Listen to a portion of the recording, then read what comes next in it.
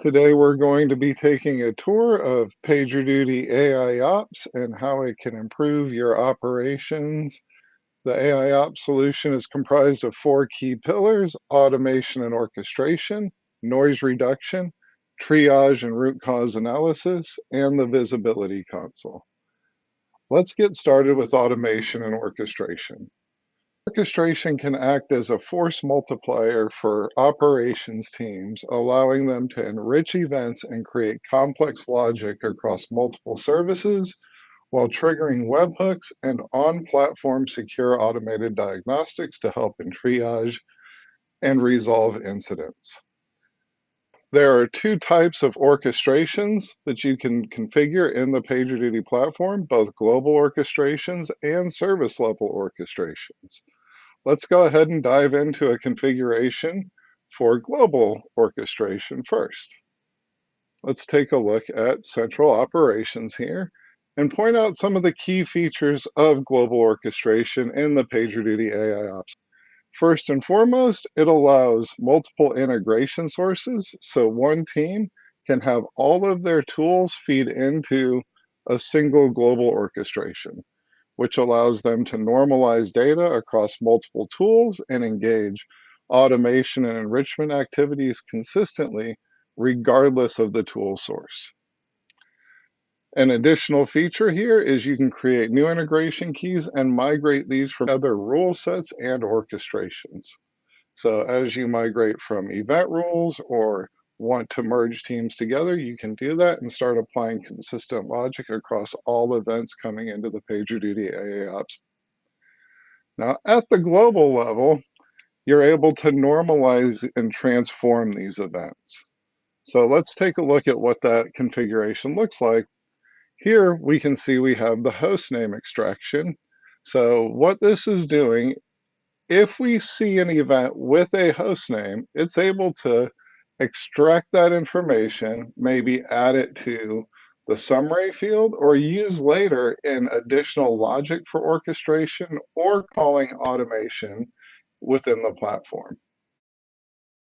We can continue to extract information or perhaps universally classify events, with a certain priority based on the event payload coming into the platform. Perhaps anything with an expected application impact of outage will be prioritized to a P2 with a note added to it immediately, whereas other events coming into the platform, perhaps with an environment flag of development or non-production, might suppress those incidents or delay notifications for other reasons. Perhaps for this P2, we would also want to call an external webhook to trigger some additional diagnostics or perform some additional activities to make sure that we can get to the root of the problem and drive down MTTR as quickly as possible. As you can see, these rules are able to be nested within each other and can follow a path where they fall back, so you can create complex logic that can account for numerous situations, including things like time conditions, where maybe I've got an upcoming data center migration and I want to silence some of the additional noise that I know is going to be created as a result of that. I'm able to do that at a global level for all events coming into the PagerDuty AIOps system. Once the event has completed passing through the global orchestration part of the AIOps platform, it then passes on to the service routing.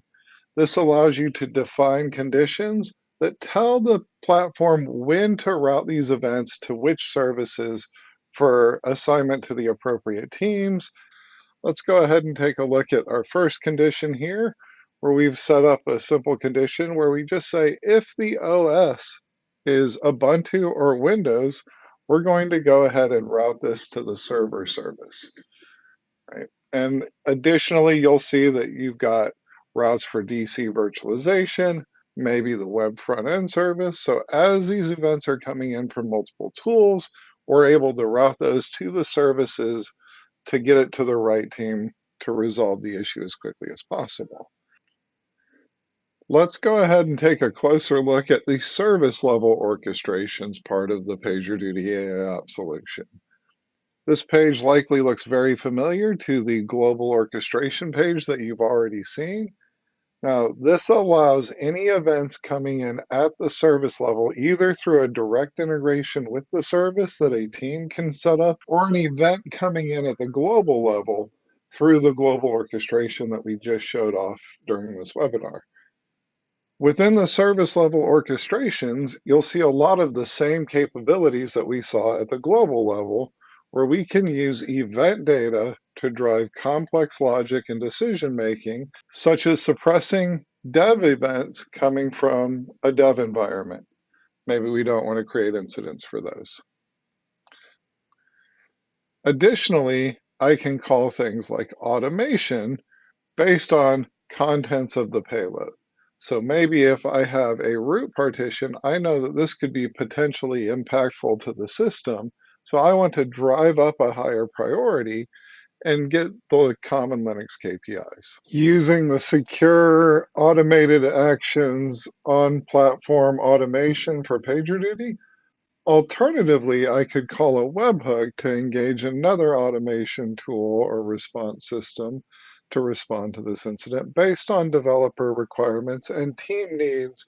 It's important to note that this gives teams the flexibility to drive configuration and event management requires on a team-by-team basis, easing the burden of centralized management while providing global flexibility at the global orchestration level across the entire PagerDuty AIOps solution.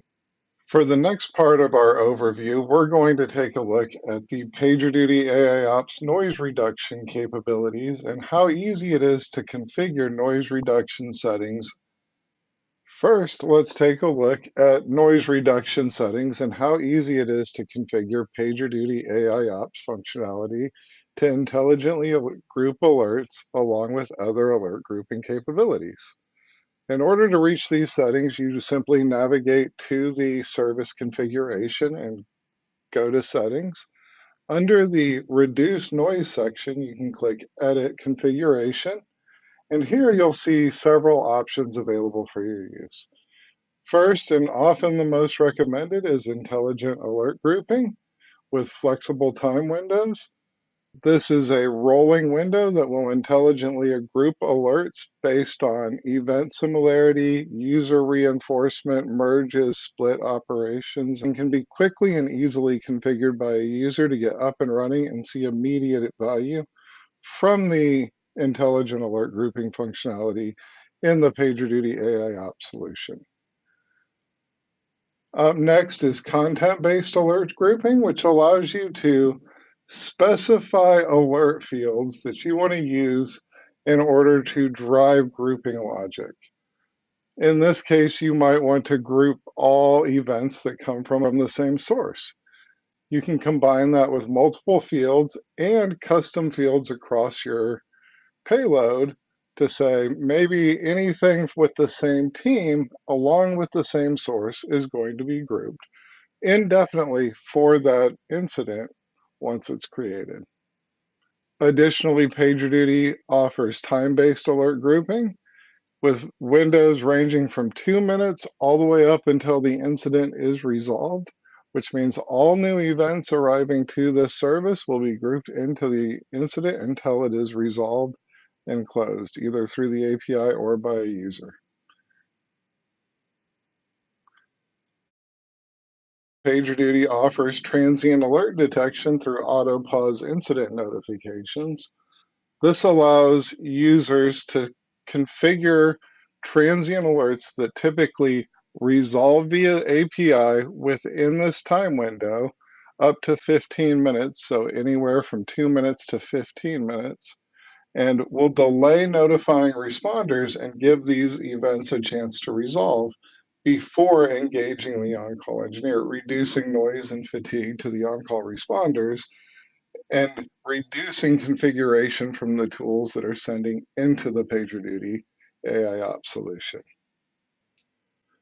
For the third stop of our PagerDuty AIOps overview, Let's take a look at an incident to check out some of the noise reduction capabilities and triage capabilities provided by the PagerDuty AIOps solution. The first thing provided to a responder in PagerDuty from the AIOps solution is how often this event occurs on the service. We can take a look here and see that this is a frequent event, which will indicate that there are past incidents I can reference in order to resolve this issue faster. If this were an anomaly, I might not have that available to me and would indicate I need to look at other areas to troubleshoot. Let's take a look at those past incidents to see what else has occurred on this service. And as we can see here in the past incidents, this has occurred 15 times in the last 6 months and 7 times in the last 7 days, with an average resolution time of 14 minutes and 9 seconds. As a responder, I'm able to refer to one of these, maybe here where I saw that someone resolved this in 14 minutes, and open this incident and get detailed information about what occurred during the previous incident so that I can bring services up quicker. Additionally, presented in this incident are related incidents. So what other incidents are occurring within the environment that could contribute to this outage and give responders the tools that they need to resolve the issue? If you look here, you'll see that there was a web server that went down on a related service. PagerDuty offers the ability to drive user reinforcement through upvotes and downvotes, improving the logic and how often it will drive related groupings.